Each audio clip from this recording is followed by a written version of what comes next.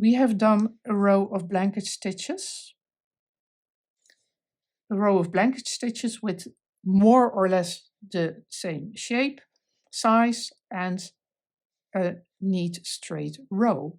But as we have seen with the first things we did with the hemming stitch, you can also do the blanket stitch longer, shorter, wider apart, closer together, and diagonal. So let's do another row, but a little bit more adventurous.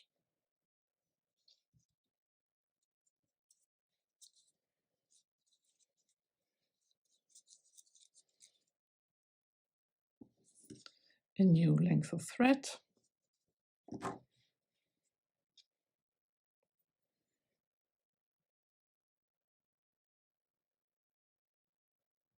And this time I'm going to make a simple knot.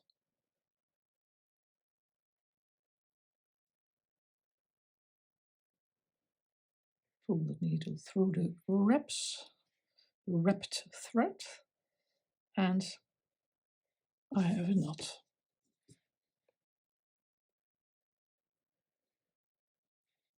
So a new row of blanket stitches, and this time I'm not going to make a closed row, I'm starting with an open row. That's just one of the possibilities, and it depends on what you would like to do, how you would want it to look, what you are going to do. Now, as I said, you can make variations in how far the stitches are apart. So let's do a very big one here at first, and then a couple of stitches very close together. And they can be very close together or relatively close together.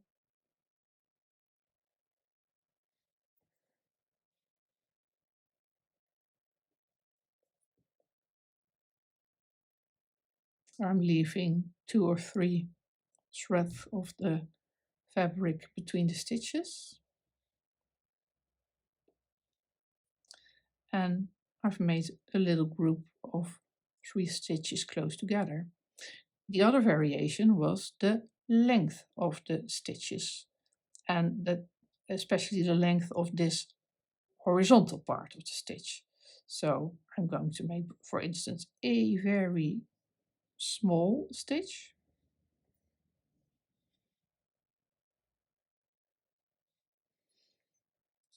A somewhat longer stitch. Not too long.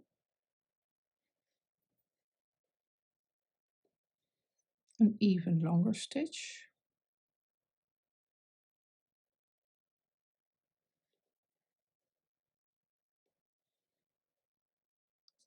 And now I can, let's make an even bigger stitch, very big. And of course there is a limit to how long the stitches can be with a nice tension, but this is perfectly okay. Now let's get smaller again.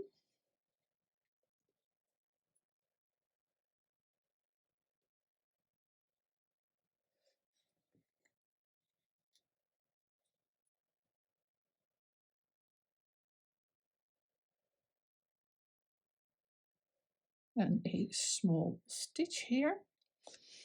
And that was the other way to vary with your stitches, not only close together or wider apart, but also the length of the horizontal stitches. And we also saw that you can do them diagonally. So let's do that. Like this, for instance. And you see here that because you go down in the fabric, just the one layer, and then come up here, the direction of the stitches is much more already fixated compared to what we did here on the edge. There you had to really pinch the thread to control the stitch to keep it in the direction you want. Here that is just simply done by going down, coming up like this, and thread behind the needle, pulling through.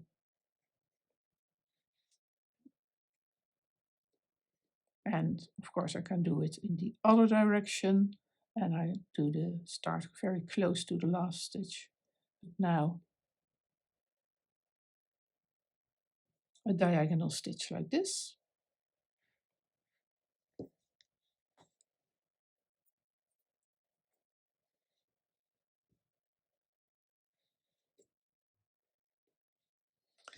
And as you can see, you can vary with that. For instance, now I could do a series of stitches that fan out, and where the vertical stitch is very small, and I only change the directionality of the horizontal part.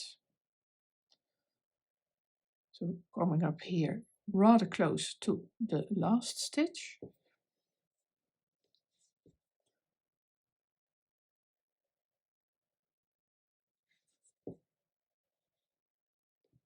And now slowly changing my direction.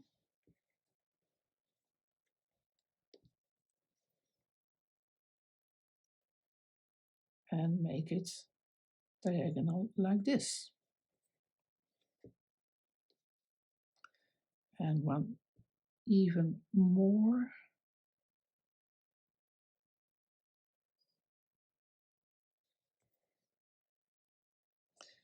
And here I have a little group of stitches that kind of fans out.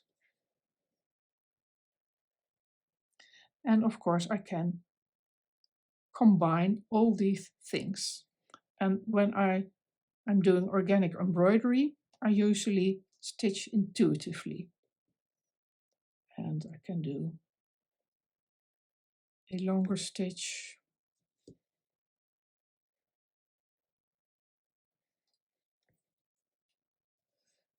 And for instance, like this, I can get a bit of the effect of a row of grasses that are also not all standing straight, but have all kinds of sizes and directions.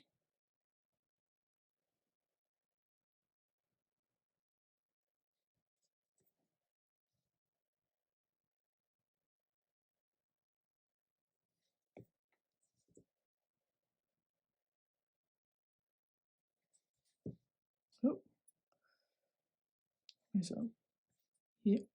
And you can see that here I get, suppose I would make little flowers, for instance, with French knots at the tops of these horizontal parts, that would give the image of a meadow. But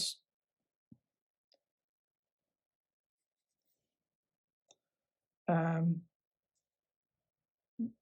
whatever you like, you can. What we have not changed is that we have been working from top to bottom, and I'm going down. I'm closing this row by going down outside, just outside of that last stitch, and with the thread I've left here, I also would like to do a little row going up.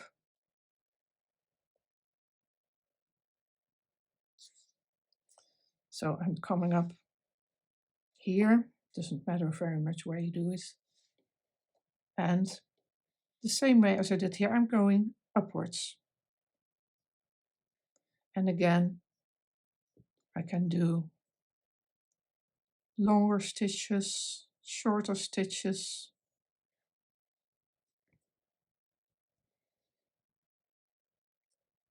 A couple of diagonal stitches very close together, for instance.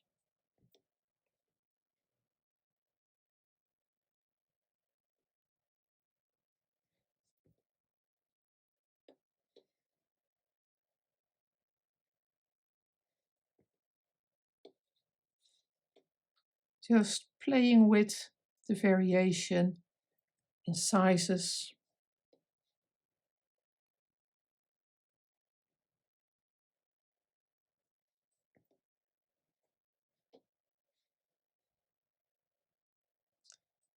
And in the direction of the stitches.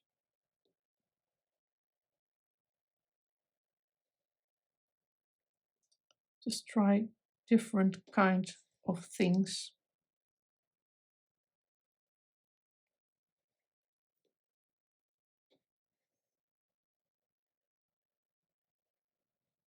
So you can feel a bit like you can play with the blanket stitch.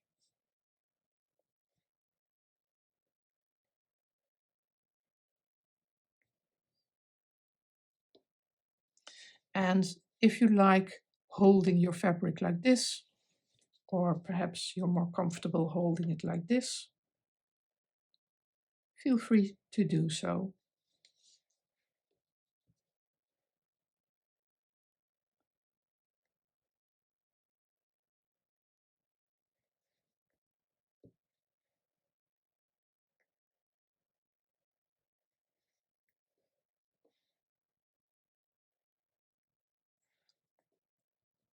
So we're still making neat rows, but as you can see, loosening up a bit, and this row isn't as straight as that anymore. So this is how you can loosen up a little bit with the blanket stitch and try out all the different possibilities. So I'm coming to the end of my thread, just about. And oh yeah, I can show you now. I can again go down just outside the last stitch. I can also go down a little bit further and end this row in an open way, just like I started it. And this row I ended with a closed stitch, and now I ended with an open stitch. And again, that's just one of the possibilities, and it depends how you want your stitches to look. And I can finish off by, I'm going to make a little loop around this stitch, and perhaps two about this stitch, because now that I've ended a bit away from my row, I need to secure it a bit better, and then going under several stitches and cutting off my tail. So this is how you can do the blanket stitch in a row from top to bottom or from bottom to top, and with all the variations in size, in length, and in directionality.